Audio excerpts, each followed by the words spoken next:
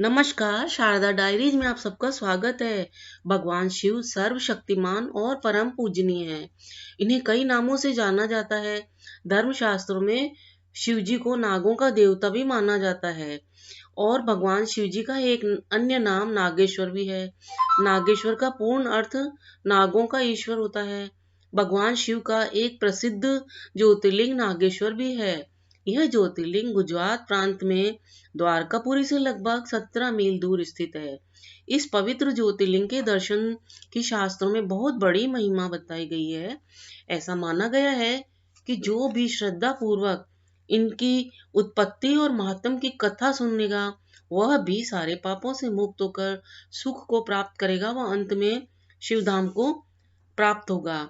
इस ज्योतिर्लिंग के बारे में पुराणों में एक कथा का वर्णन किया गया है। उस कथा के अनुसार सुप्रिय नाम का एक वैश्य बहुत ही धर्मात्मा और सदाचारी था। वह शिव जी का बहुत ही बड़ा भक्त था। वह हमेशा भगवान शिव की पूजा आराधना और ध्यान में लगा रहता था। अपने सारे कार्य भी वह भगवान शिव को अर्पित करके करता था। मन, वचन और कर्म से हमेशा शिव में रहता था। सुप्रिय की शिव भक्ति से एक दारुक नाम का राक्षस था। वह हमेशा उससे क्रोधित रहता था। उसे भगवान शिव की यह पूजा किसी भी प्रकार से अच्छी नहीं लगती। राक्षस की हमेशा यही कोशिश रहती थी कि सुप्रिय की पूजा अर्चना में बाधा पहुंचे।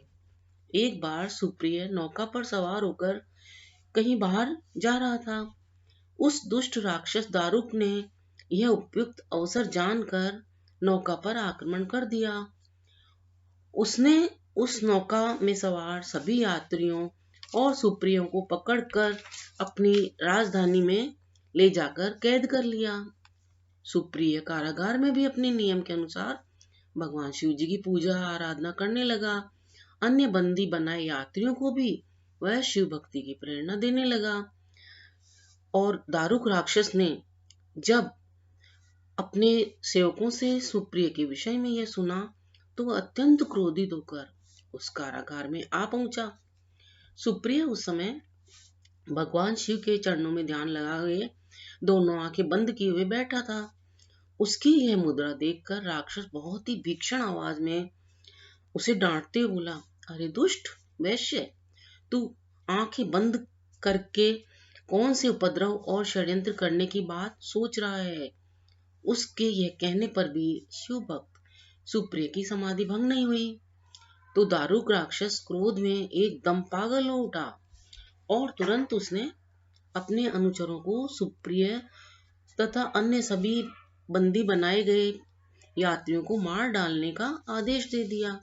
लेकिन सुप्रिय राक्षस ने इस आदेश से भी जरा भी विचलित और भयभीत नहीं हुआ। वह एकाग्र मन में अपनी और अन्य बंदियों की मुक्ति के लिए भगवान शिव से प्रार्थना करने लगा। उसे पूरा विश्वास था कि मेरे आराध्य देव भगवान शिव जी इस विपत्ति से अवश्य ही छुटकारा दिलाएंगे। उसकी प्रार्थना सुनकर भगवान शिव जी उसी क्षण कारागार में एक ऊंचे स्थान पर एक चमचमाते हुए सिंहासन पर ज्योतिर्लिंग के रूप में प्रकट हुए। उन्होंने सुप्रिय को दर्शन भी दिए और उसे अपना पाशुपात अस्त्र भी प्रदान किया। इस अस्त्र से सुप्रिय ने राक्षस दारुक और उसके सहायक का वध भी कर दिया और उसके पश्चात शिव जी की कृपा से उसको शिवधाम की प्राप्ति हुई। भगवान शिव के आदेशानुसार ही इस ज्योतिर्लिंग का नाम नागेश्वर पड़ा।